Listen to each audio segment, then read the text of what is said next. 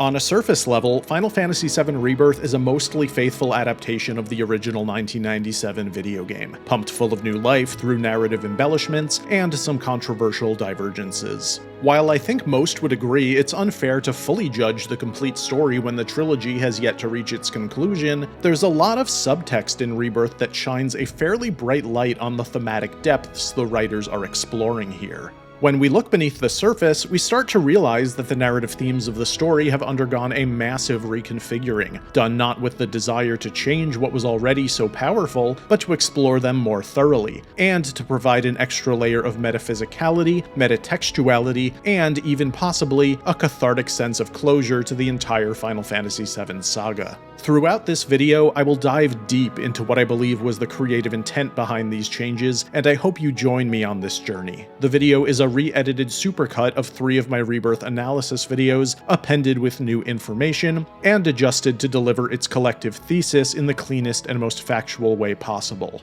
It's split into 3 acts. Act 1, Metaphysical Emotions, Act 2, The Promised Land of Grief and Tranquility, and Act 3, A War of Dreams and Destiny. And stick around at the end for an epilogue tying it all together.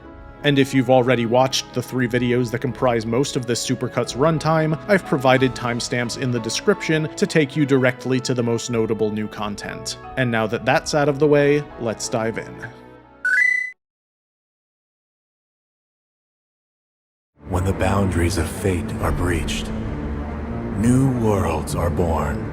Sephiroth, from a bird's eye view, is a very metaphysical villain. After a journey of self-discovery, his mind metamorphizes beyond that of a standard antagonist. He's not a human that sees himself as the good guy trying to enforce moral superiority, because morality is entirely removed from his worldview.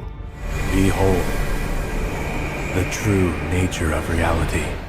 Sephiroth has seen the true nature of the universe, a chaotic confluence of matter and energy, out of which a mutation called life just so happened to form. And from that life came intelligence, desire, and empathy. Our world will become a part of it one day. It's Sephiroth's goal to return the world to that chaotic state, just like his cosmic abomination of a mother always wanted. From a certain point of view, a Sephiroth that has absorbed the knowledge of the lifestream could be viewed much like a god. If there was a Sephiroth religion, they'd surely say he works in mysterious ways as a way to excuse his violent actions, because how could we, mere humans, possibly question him? In true Final Fantasy fashion, the goal of the heroes becomes almost antithetical to religious fundamentalism. Instead of lowering our own value in the presence of immense power, we cling to our human fortitude. If a god tries to wipe us out in the name of superior intelligence, we say, go ahead and try. We've got the power of friendship. Sephiroth!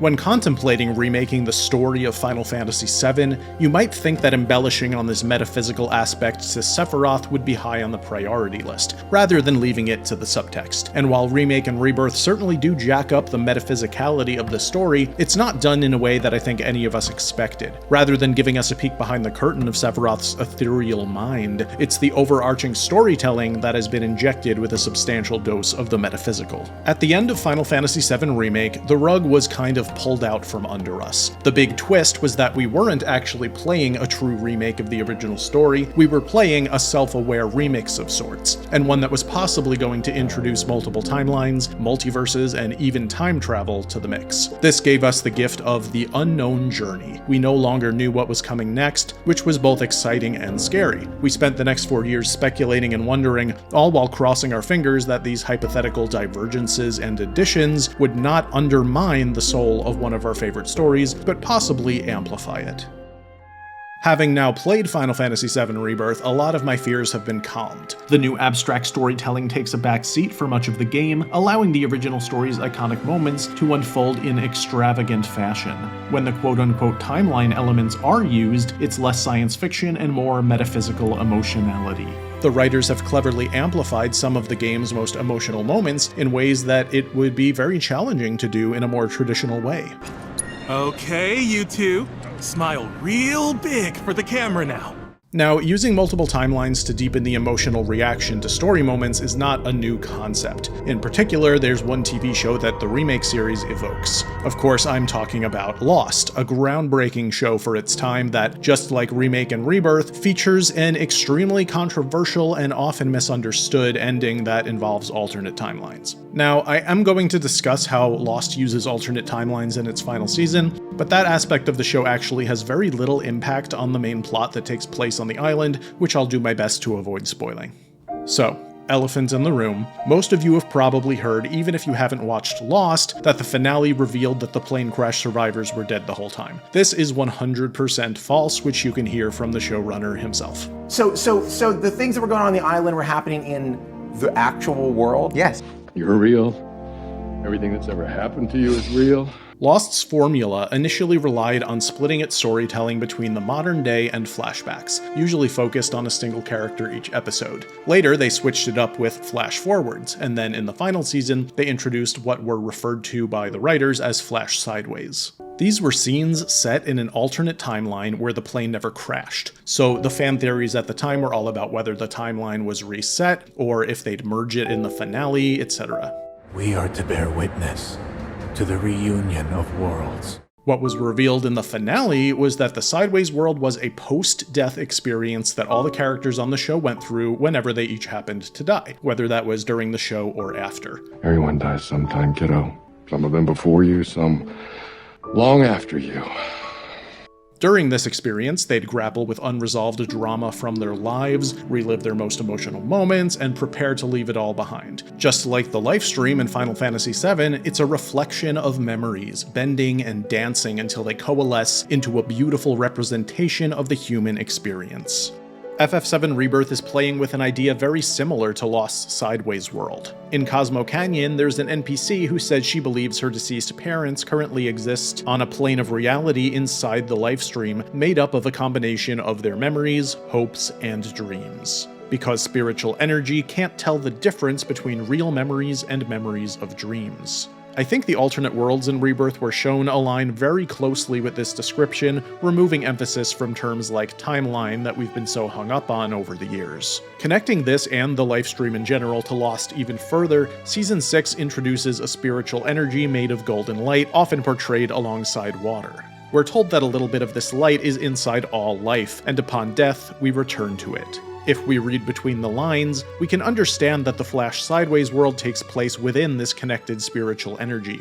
A shared conscious experience made of memories, dreams, and nightmares that everyone goes through between life and death as a way to reconcile their unresolved baggage, remember the good times, and move on.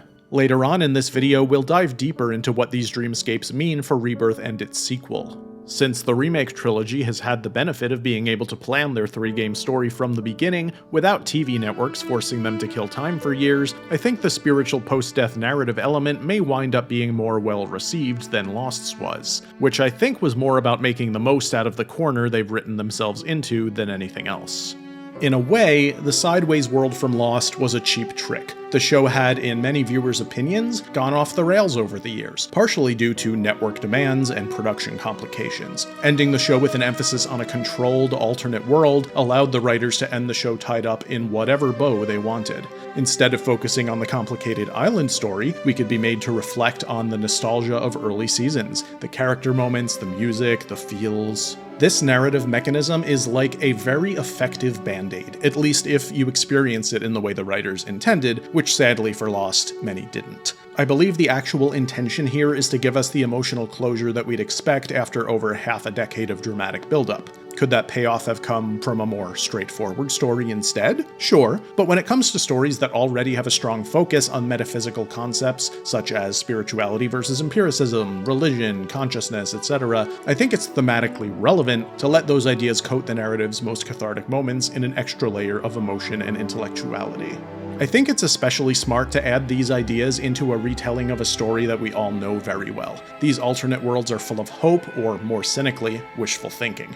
Let's just call it a dream. My dream, to be precise. But the experiences the characters go through are painted as real, even if it may sometimes be in their minds. For FF7 Rebirth, these alternate worlds of wishful thinking accomplished multiple goals. Our expectations about characters' fates were unseated. No matter what each of us thought about the ending, I think we can all agree that our hearts were pounding as we walked up to this altar, having no idea what awaited us. In addition, simply reliving an emotional scene with better presentation is theoretically less impactful than reliving it with an added narrative layer of emotional embellishment. It's subversive, indulgent, and made for the hardcore fanbase who have done their homework, debatably at the expense of the casual gamer. There's no way around it. The final 2 hours of Rebirth are, at first glance, confusing and less emotional than a straight recreation of Aerith's death would have been. The moment of impalement was cut entirely, likely partially due to keeping its T rating, but also to trick the viewer into thinking Aerith might have survived, if only for a moment. In this moment, the alternate worlds were used as a misdirect. In fact, I think it's possible that the entire idea of using multiple worlds for the remake project could have stemmed from the question, how do we get the viewer to think she might survive this time? Just so that it would hurt even more when she still dies, in theory. This plays further into the idea that the alternate worlds, regardless of real plot relevance, represent hope and wishful thinking, at least in part. I have a lot more to say about how these glimpses into dreams of optimism play into the themes of the story, but we'll get to that more in Acts 2 and 3 of this video. Editing nitpicks aside, I believe most of the controversial choices found in this sequence were made in the name of thematic consistency, with an eye on the future. In short, the ending of Rebirth was about loss, and the beginning of Part 3 will be about grief. While we may have been robbed of emotional closure for now, that is exactly what it feels like to lose someone. It's quick, emotionally confusing, and leaves us feeling hollow. We cannot grieve yet because Cloud hasn't grieved yet, and when he does overcome his broken mind and remembers what really happened that day, I'm willing to bet the moment will be covered in metaphysical emotionality, and even more cathartic than if they had given us the closure we wanted here in 2024. Whether the payoff will be worth it remains to be seen, but having Part 3 focus deeply on the process of grieving more than any part of the original did sounds pretty promising to me. At the end of the day, I don't view the multiple timelines in the remake series as holding all that much practical plot importance. They could be real, dreams, Genova illusions, side effects of a traumatized mind, or a combination of all these options. Whether Zack lives or dies, whether Aerith survived in another world, the thematic purpose of all this remains the same: to inject a familiar story with an extra layer of metaphysicality. A way to reflect on our memories, explore them more thoroughly than we did the first time around, and maybe even amplify the emotions we feel. Giving us hope means our grief is darker. When characters that have been with us for most of our lives reflect on their legacies, their role in our memories becomes more clear. And when we get a glimpse into what could have been, our appreciation for the time we had with them grows. Of course, all my optimism is reliant on what the writers do with the final game in the trilogy, so we'll have to wait and see. And about Part 3. I once heard a theory that probably isn't true, but I thought it was pretty cool. Apologies that I don't remember who came up with it.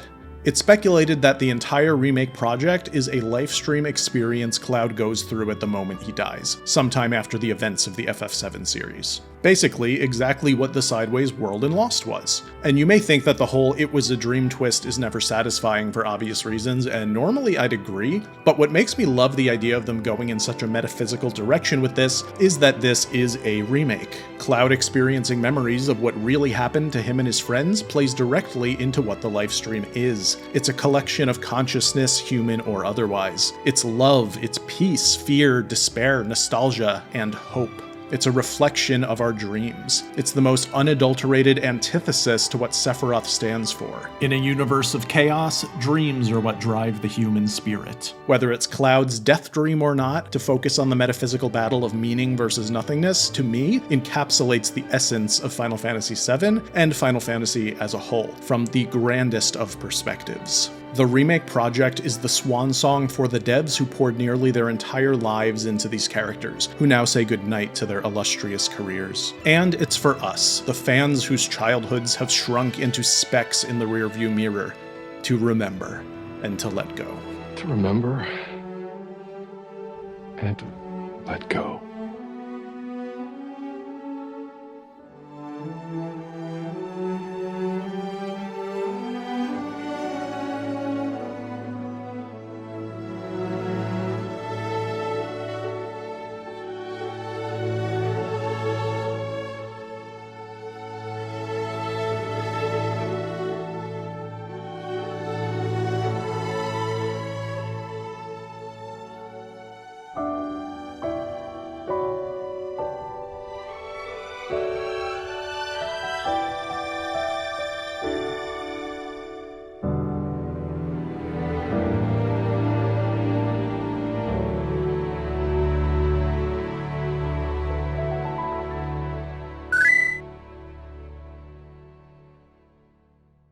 The struggle of light versus dark as the personification of good and evil is nearly as old as storytelling itself. As such, these tropes can sometimes reduce a potentially mature story into overly simplistic symbolism.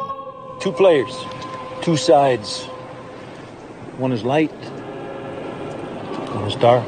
But beyond a simple battle of ethics, light versus dark can be used to explore the depths of our fears. It can expose the darkness within, ready to consume us when we're faced with temptation. It can serve as a chessboard on which brilliant minds engage in a game of intellectual superiority. Stories of light versus dark can also be used to explore the ultimate fear, a fear of something we cannot fully comprehend with our limited minds, the existential dread that someday our bodies will die and our minds may cease to exist. Nearly every culture on our planet has inherited some form of afterlife myth and/or religion from their ancestors. Our evolutionary drive compels us to avoid death at all costs, but at some point we must all reconcile our own mortality, now more than ever. We've socially and technologically evolved so far that we outlive what nature intended for us. Most of our ancestors died long before the average lifespans of today due to predators, untreated diseases, and a total lack of dentists. You might even try smiling. Now that we've solved so many of life's conflicts, we're left to stew on our place in the universe and ask the big questions. So what do you think happens when we die here? Speaking for myself? Speaking for yourself. When pondering death and the great beyond, some humans are content with the thought that our minds may simply return to a state of non-existence that they occupied for all of history before being born. Others require comforting tales of life continuing through more spiritual means, such as reincarnation or heaven. Some explore their ideas through their art. For the creators of Final Fantasy VII, these ideas permeated the narrative undertones of their 1997 video game, and decades later, when they revisited the story, these thematic concepts were brought front and center. It may be a story about ecological responsibility, corporate greed, weird robot cat dolls, and waifu love triangles, but at its core, this is a story about finding optimism and tranquility in the cycle of life and death. Or, in the game's own language, it's about finding the promised land. Back in April 2020, I spent much of my time wondering what the ending of Final Fantasy VII Remake was building towards. Based on its final moments, I feared that the narrative themes of the original story were being completely inverted. Instead of a story of accepting loss, it seemed to suggest we'd instead get a story about fighting to change fate, which could possibly lead to the complete removal of the big character death yet to come. Now, 4 years later, I realized those fears were unnecessary. Although I have my gripes with the way the ending of Remake was presented, the events that unfolded in Rebirth cemented the fact that the writers are keenly in tune with what made Final Fantasy VII's story so special. Not only is it following the same narrative themes, but it is greatly embellishing upon them. The metaphysical tug-of-war between light and dark as a stand-in for the battle between grief and tranquility permeates the narrative of Rebirth very deeply. Although it introduces what at first appear to be multiple timelines and other metaphysical material, it's all done through a very spiritual lens that almost certainly has a direct connection to the lifestream itself, rather than hard sci-fi concepts like time travel or literal multiverses. Welcome to the Time Variance Authority.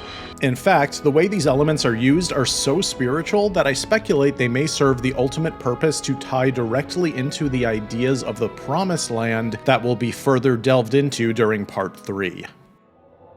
Characterization plays a large part in how the story of FF7 and its recreation explore coming to terms with mortality. Almost every major character in the story struggles with some form of extreme threat to their mental sanity relating to death, whether the source be external or internal. Characters like Barret and Tifa have the clearest external conflict with death. It seems at every turn their friends and family are ripped away from them by the story's various antagonists. I'm sick of all of this! Barret and Tifa represent opposite ends of the revenge spectrum and yet share a similarly parental drive. Barret's violent motivation to purge Shinra from the world is calmed only by his love for his adopted daughter, while it's Tifa's sky-high sympathy for her friends that stops her from even tiptoeing into the dirty waters of rage Barret occupies. Together, they represent the father and mother roles in the group, rash and meandering on their own, but excelling within a pseudo-family dynamic. And yet, despite their synergized confidence, the death that encompasses their pasts cannot be stifled forever. Despite strong connections to the themes of death and loss, Barrett and Tifa's drive is less about their relationship to the Reaper and more about how far they'll go to protect those they love from meeting him before their time. In Rebirth, Tifa specifically gets a big boost regarding her connection to death. She goes on a literal and spiritual journey into the Lifestream, where she recollects emotional moments from her life and even begins to accept death's embrace.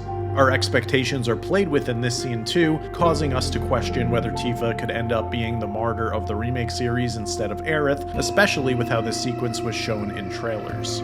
During this scene, we also see white and black manifestations of the Lifestream's power fighting with each other, presumably representing, both literally and figuratively, the conflict between Aerith and Sephiroth over the Lifestream itself. A war of values, hope versus emptiness. Sephiroth is a villain whose present characterization has been shaped by the public perception over the past few decades. His motivations and actions in the original game were very bare bones, as was a lot of the storytelling. Over the years, he's been given embellished traits through dev-adapted fan discourse, extended canon material, and the natural evolution of an iconic legacy. He now sports a single black wing, relies on suffering as a sort of power source, and is partially driven by the fear of death. Although it's not thrown in our faces, much of Sephiroth's actions serve the ultimate purpose of avoiding humanity's ultimate curse, knowing that the Reaper is coming for all of us. But I will not end. Nor will I have you end. When you combine that fear with the knowledge that your DNA shares ancestry with an eldritch abomination from deep space, whose sole purpose is to consume worlds for survival, Sephiroth's unhinged motivations aren't all that far-fetched. His one remaining sympathetic character trait seems to be his odd infatuation with Cloud, something that was more or less missing from the original story. His desire to take Cloud under his wing almost comes across as his last remaining drop of humanity. Maybe after all his talk of reducing the world to entropy, he doesn't actually want his eternal life to be spent alone. Cloud was always a character that operated in the periphery of death's grasp. The cellular degradation all soldiers suffer from drifts into his subconscious more deeply as the story unfolds, making him the prime representation of humankind's internal conflict with mortality. I think that's what's happening to me. That I'm falling apart. Specifically in Rebirth, this element is greatly expanded upon. As Sephiroth begins to take hold of Cloud's mind, he fears losing himself before he's even truly reached adulthood. As he loses more and more control over his mental faculties, life's appeal begins to lose its shimmer. In the original story, and presumably part 3 of the remake series, he comes close to being lost forever, but is saved thanks to Tifa's love for him, which allows her to reach beyond the metaphysical veil and show him his worth. Of course, Cloud's true encounter with mortality comes from the loss of Aerith. Of all the story changes in Remake and Rebirth, Cloud's reaction to Aerith's death is undeniably the most controversial, and may end up being the most prolific talking point of the trilogy for years to come. Regardless of what answers we eventually get about the timeline events of the sequence, one thing is crystal clear. We were shown Aerith's death from Cloud's unreliable point of view. This sequence has now become ground zero for Cloud's fractured mind. Whether characters from other worlds or whispers are interfering here is irrelevant. The core idea conveyed here is that Cloud's mind is not strong enough to cope with the trauma of losing someone close to him. It happened when Zack died, and now it's happening again with someone to whom he shares an even stronger emotional bond. Possibly even a borderline girlfriend, depending on your choices in the game. This is the moment the core theme of accepting loss takes center stage in a way it never did in the original game. Back then, Cloud more or less accepted that Aerith was gone just moments after her death, then buried her in a lake and went back to hunting Sephiroth. Of course, he did eventually confront his grief in Advent Children, but based on what we've seen in Rebirth, it seems very likely that his journey to acceptance is being moved forward into this trilogy. In Rebirth, now that the simpler writing of the OG has been embellished so heavily, I actually don't think letting those classic moments play out exactly as they did before would have been consistent with where Cloud's head is at in this part of the story. Despite the few critiques on editing and tonal control I have, I think this sets up a part 3 that has the chance to hammer home Aerith's death as a much bigger emotional moment than it would have been at the end of Rebirth. After all, this is a story about learning to accept loss, and what better way to convey that than by having Cloud process his grief in real time during this story, rather than during a movie sequel that may or may not even happen in this continuity. Plus, it's a way to keep Aerith's presence alive for much longer, which I think is needed when the original 35-hour story is spread across hundreds of hours of gameplay, released across almost a decade. It would be nice if there weren't going to be 3 to 4 years between the death and the acceptance, but once Part 3 is out, that's not a complaint that will stand the test of time. Ultimately, we'll look back on a trilogy that ended Act 2 with great loss, and then slowly had its heroes put in the work to learn to grieve as they sprinted into the climax with all the catharsis in the world. And speaking of catharsis, if you're watching this video, chances are you've wondered plenty of times what the ultimate goal of the re-trilogy's multiple timelines is.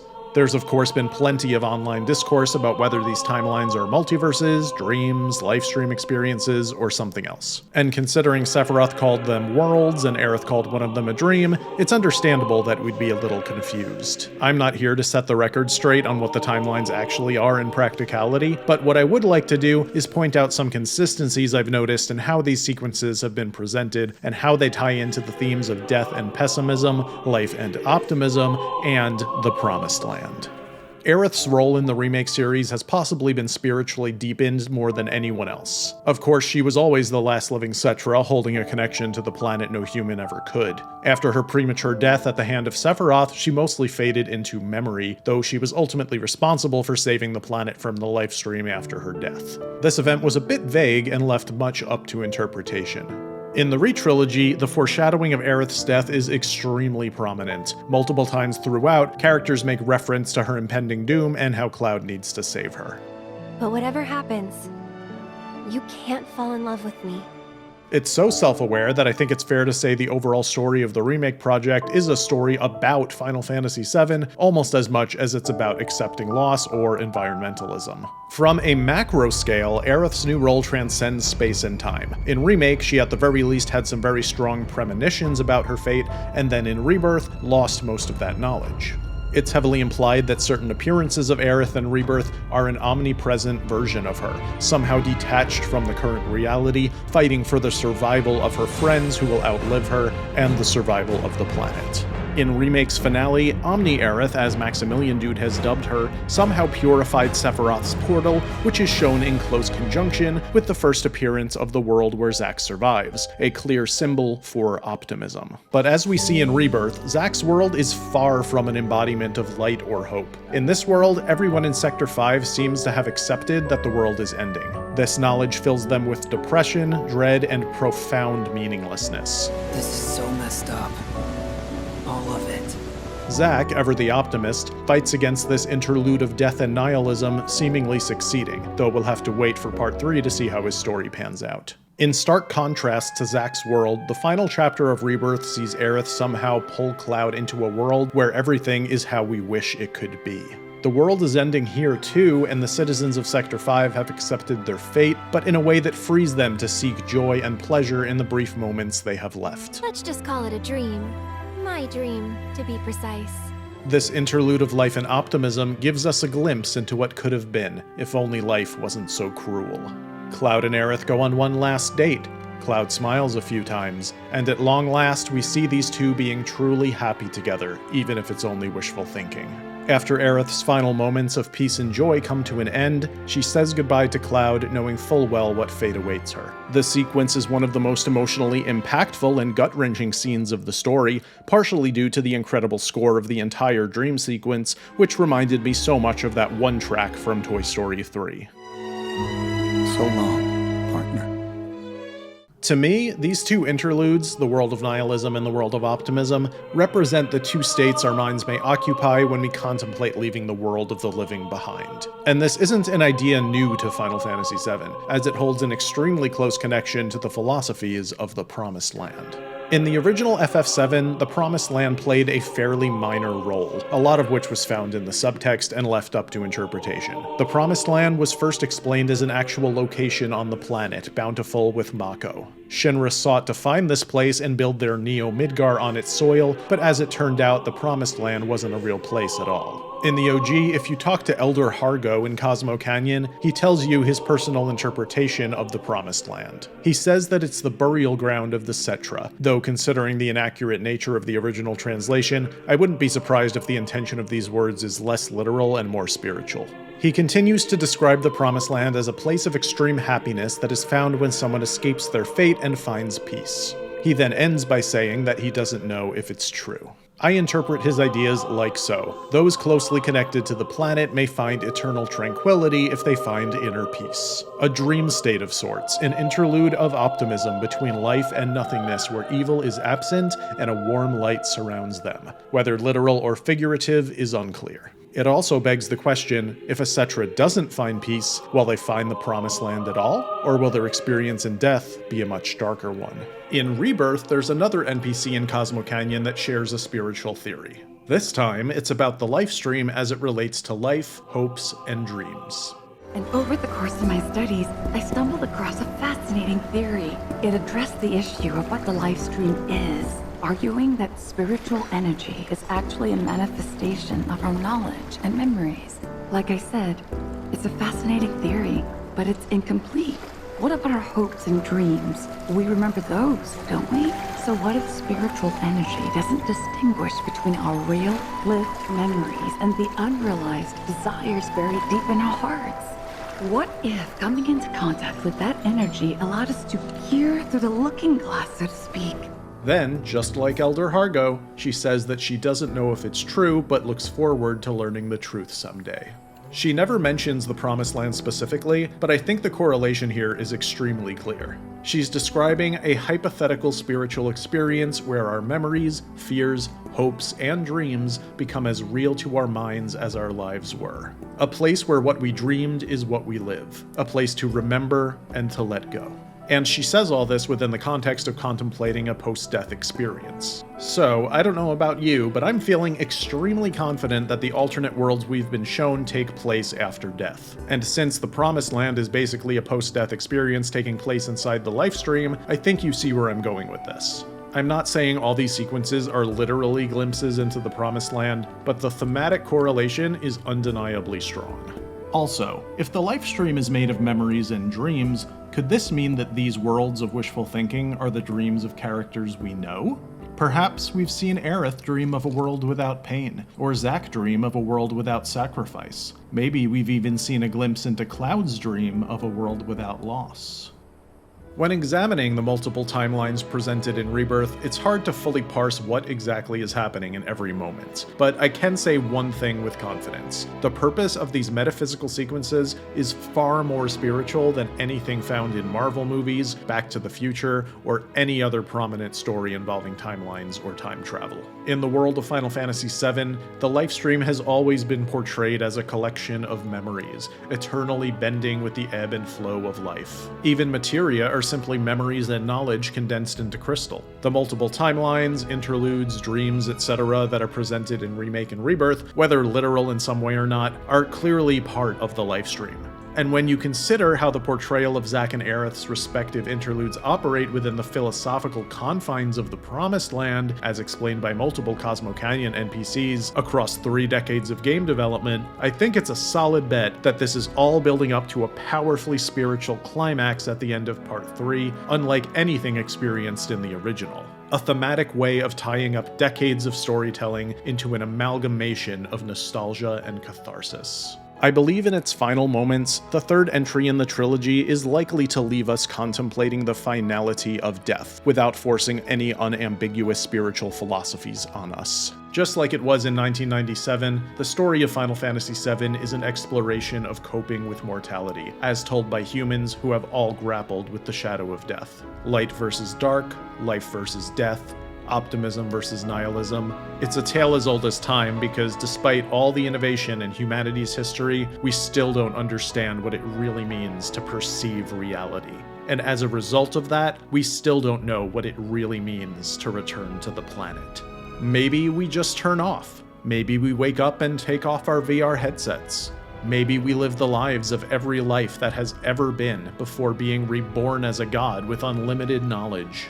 Or maybe we just spend an eternity sunbathing in the warm light of our most pleasant dreams. I remember I am energy, not memory, not self. Everything else is pictures, picked up along the way. Fleeting little dreamlets printed on the tissue of my dying brain. And I'm returning. Just by remembering, I'm returning home. It's like a drop of water falling back into the ocean, of which it's always been a part. It's simply a dream that I think is my life every time. It's a wish. Made again and again and again and again and again and again and on into eternity. The cosmos and its infinite dreams.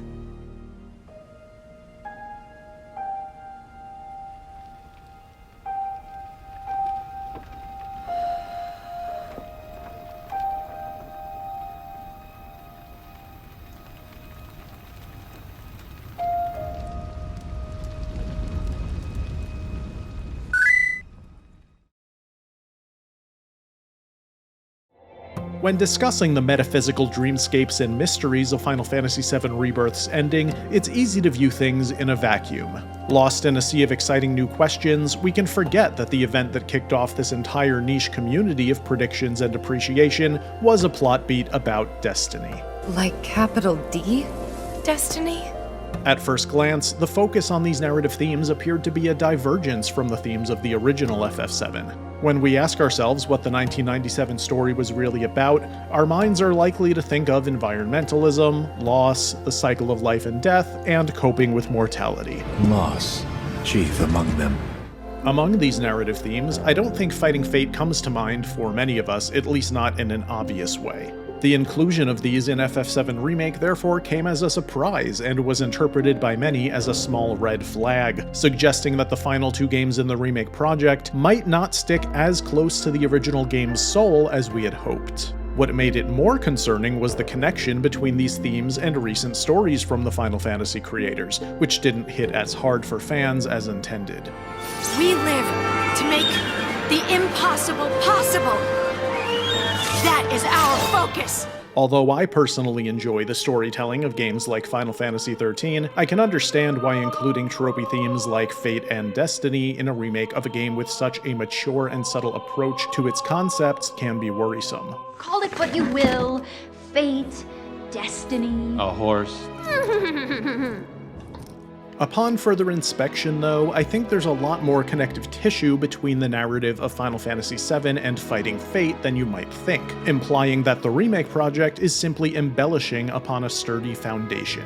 Like many of the metaphysical aspects of Remake and Rebirth, the deeper you look, the more artistic consistency you find. It may seem tropey at first, but I believe the writers of the re-trilogy have been using the theme of Fighting Fate to cleverly set up a massive emotional payoff in Part 3 that connects back to the original game in ways far deeper and philosophical than any of us expected. Ways that involve more direct ties to environmentalism, a stronger sense of closure in the story's final moments, and maybe even the controversial inclusion of multiple endings.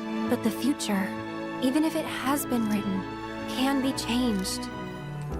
To casual gamers, a common takeaway after finishing both Remake and Rebirth is that the plot has been, depending on who you ask, either enhanced or enfeebled by timelines and literal multiverses. But when we follow the trail of clues left by the devs, we realize the metaphysical landscape we're dealing with is closer to something like The Good Place or the final season of Lost than it is to Back to the Future or the MCU. After a thorough examination of Rebirth, it becomes very clear that no matter how real the alternate worlds turn out to be, they are a part of the Lifestream, representing a spiritual plane of existence made up of memories, fears, hopes, and dreams. So what if spiritual energy doesn't distinguish between our real, lived memories and the unrealized desires buried deep in our hearts? Dreams and wishes represent the core of the re-trilogy's most embellished thematic exploration. Clinging to our dreams despite facing strong resistance is the most quintessential representation of fighting fate you can get. In regards to basic characterization, Cloud's backstory is all about the dream of becoming the person his inner child would be proud of. He quite literally thinks he's a heroic figure outside of himself, only to learn that reality is closer to his nightmares. If the story remains intact in Part 3, it will be so powerful when he eventually realizes he never actually needed that false image to stay true to his childhood promise. Beyond this, Cloud's fate is to become a mindless puppet of Sephiroth, but pushing back against this death of the mind through the power of his friends is the most cathartic momentum in the entire story. In Rebirth specifically, Cloud, along with a few other characters, experience new literal dream worlds to fight for. When Cloud attempts to stop Sephiroth from killing Aerith, we get a glimpse into his dream of a world without loss. We also see the ever-optimistic Zack fighting fate in his dream of a world without sacrifice. Most notably, Aerith takes Cloud into a plane of reality that she describes verbatim as her dream. In this world, she seeks to escape the crushing weight of her responsibilities, if only for a moment, while her destiny literally hunts her down. Even Sephiroth's core motivation is to avoid the death sentence we're all born with by inheriting a dream of annihilation from his eldritch abomination of a mother. Quite often, when the game is exploring these dreams of wishful thinking, rainbows cover the screen. There's plenty of ways to interpret these screen effects, but I personally see them as a representation of character agency. No matter what the ultimate reconciliation of the dream worlds ends up being, they thematically represent a person's ability to choose to move forward. At every turn, the characters in Rebirth cling to any scrap of hope they can find, using it as ammunition to power their dreams and fight against their fates in the face of ultimate meaninglessness. Embrace your dreams. And whatever happens, protect your honor. As a soldier! Throughout these dreams, we're presented with a dichotomy. On one end of the spectrum, we have worlds of optimism, such as Aerith's dream where everyone in the Sector 5 slums is using the end of the world as an opportunity to milk every last drop of happiness from life. On the flip side, we have worlds of pessimism, like Zack's interlude where everyone in those same slums is sapped of all joy by their impending doom. Tying these dream worlds into the Edge of Creation scene from the ending of Remake, we can apply this war between pessimism and optimism to the universes of Light and Dark presented to Cloud by Sephiroth. When we think about what Nojima, the lead writer of the series, had to say about being inspired by Carl Jung and the Buddhist tradition of Yogacara, we start to see a thematic through line. Within these philosophies lies the idea of the mind, or dreams, influencing reality. When Sephiroth asks Cloud what he'll do with the little time he has left, it's as if he's asking him to choose which dream to manifest into reality, posing the Re-trilogy as a war of ideals between optimism and pessimism, life and death, or in the game's own terminology, creation and death. 7 seconds till the end. Time enough for you. Perhaps. But what will you do with it? Let's see. I believe this choice will play a major role in the finale of Part 3, but more on that later. When taken literally, we can place this war of ideals side by side with how Rebirth explores Aerith's death. We're left in a place of uncertainty with how her demise will impact the finale of the story. It seems pretty clear that her primary life is over, but plenty of opportunities remain for her death's impact to be felt long into the future, and even to possibly be reversed. It's almost like the Re-trilogy's exploration of life and death was created from the discourse following the original FF7's release. Back then, her death marked a shift in how video game storytelling was perceived, and helped elevate the medium beyond the lightheartedness so many associated with it. Many fans refused to believe she was dead, and spent years scouring the game's 3 discs for a way to revive her. The second the Remake project was announced, one of the first questions on everyone's mind was, do you think they're still gonna kill her this time? This sparked much debate about the nature of remakes and the meaning of life and death, making it no surprise that this time around the storytelling dives hard into metaphorical and literal explorations of these topics. I believe the ultimate resolution to Aerith's death will play a major role in how the story of the series thematically plays out, but we'll get to that in a bit. It was once up for debate whether Final Fantasy VII had a happy ending. Aerith was dead, the damage done to Midgar was potentially catastrophic, and after the credits, it's even hinted that humanity may have died off entirely within the next 500 years. Eventually, Advent Children released, removing all ambiguity from FF7's ending and providing us with extra closure, though the emotional effectiveness of it depends on who you ask. Regardless of what Advent Children did or did not add to the story, FF7's finale wasn't exactly a celebration, and there's certainly nothing wrong with that. There was a lot of sadness in the original story, and a huge narrative theme was coming to terms with the cycle of life and death, of ourselves, of those we love, and of the planet. The suffering of the characters was a part of life, and eventually led to the planet bouncing back from its terminal state. The ending was a glimmer of a dream of hope in a sea of darkness, at the end of an extremely memorable journey. Fast forward to April 2020. Upon reaching the end of Final Fantasy VII Remake, we were met with one hell of a twist. The game we were playing wasn't actually a true remake, but a self-aware remix in which the characters made it their sworn duty to defeat Destiny and prevent the events of the original story from ever happening. Understandably, it took some of us a while to come to terms with this, but when we did, we were greeted with years of fun speculation, community, friends, and memories. Especially after finishing Rebirth, my concerns about the trilogy straying far from the source material are substantially minimized. This is partially because both Remake and Rebirth have done such a great job of providing us with an incredibly faithful adaptation, regardless of what the small bits of added metaphysicality have changed. But another reason I'm less worried now is that I've spent so many hours in this reinvented world with these reimagined characters that I find myself caring more about them getting a satisfying end to their story than I do about the project perfectly emulating my nostalgic memories. Which means that my biggest curiosity is now how the setups in Remake and Rebirth will pay off, and the most notable setup among them is about fate. I believe this is a core element of what the Re-Trilogy is building towards with its ending, and I think it can go down one of two thematic crossroads. What will we find on the other side? Boundless, terrifying freedom. Of the two thematic crossroads I think the ending of Part 3 may go down, Road A is certainly the least controversial, and it's the one that, given the choice, I'd probably prefer. Revisiting the idea that Cloud must choose, whether literally or metaphorically across his journey, between the worlds of life and death, Road A represents death, with a caveat. Just like in the original game, this road sees Cloud and company learning to accept loss as a natural part of life. They'll say their final goodbyes to Aerith and Zack, and defeat Sephiroth and Jenova, likely for good this time. All in all, the end result will mostly be the same as the OG, especially since when 7 came out, there was no such thing as Advent Children, and everyone just assumed Sephiroth and Jenova were gone for good. It would be a nostalgic sense of everything being put right back where it was supposed to be, but with the added layer of finality that comes with being the period on the sentence that is the entire Final Fantasy VII saga.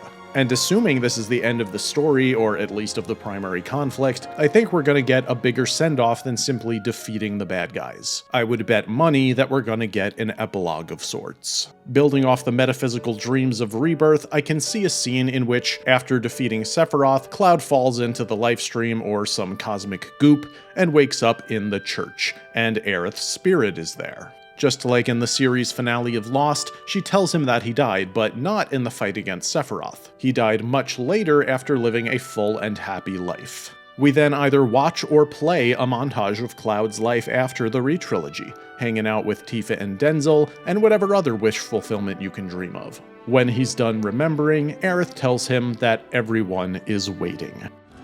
Everybody's waiting.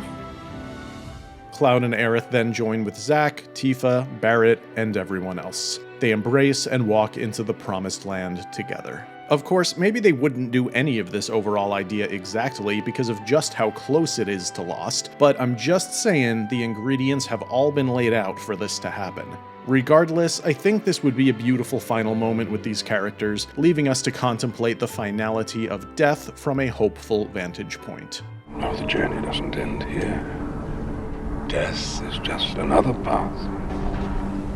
One that we all must take.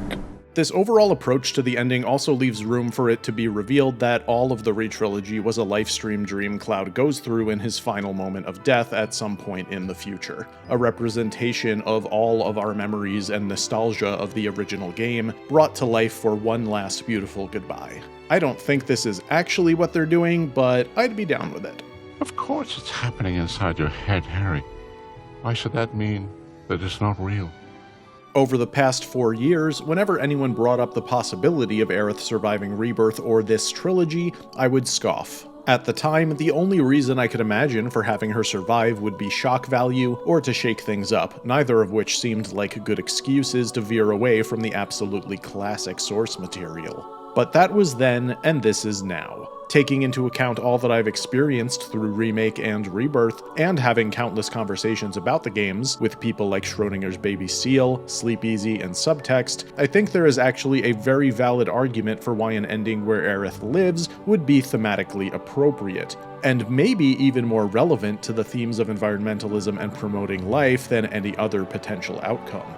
So I've said for a while that I've never seen this trilogy as a replacement for the original FF7, which will always exist as a great game on its own. I don't see it as a straight remake or even a sequel. I see it more as a companion piece designed to enhance our appreciation of the original and provide us with a fresh yet nostalgic remembrance. Because of this, I don't think it needs to tell the same story down to each moment. We're still getting all the greatest hits, and with an added layer of metatextual complexity that rewards us for being hardcore fans. To me, this all means that the re-trilogy presenting a thematic flip side to the Final Fantasy VII coin is perfectly appropriate. If the ending of FF7 and my pitch for Road A were about accepting death as a part of life and making the most you can out of a universe of death, the thematic flip side of the coin would be a celebration of life, and a total rejection of death. I totally understand that at first reaction this may seem like a terrible idea, and maybe even a damaging one.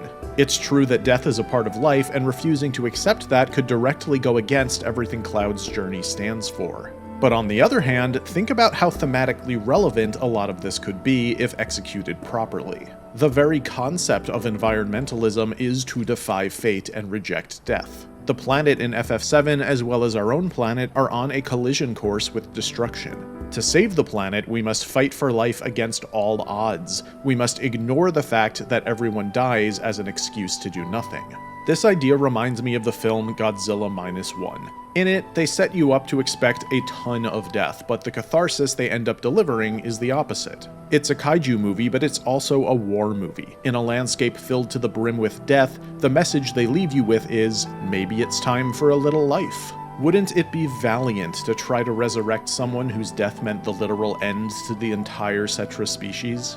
Wouldn't it be nice that after all this suffering, she got a little happiness? And a part of this that I think would make it relevant is that Rebirth spent so much time focusing on the concepts of wishful thinking, hopes, dreams, etc., that I actually think it would be a payoff that was earned, especially when compounded by the life-affirming message that with enough drive and support, we can change the future of life on our planet. Would it cause too many conflicts with the other themes in the story? Maybe, but I'd be curious to find out.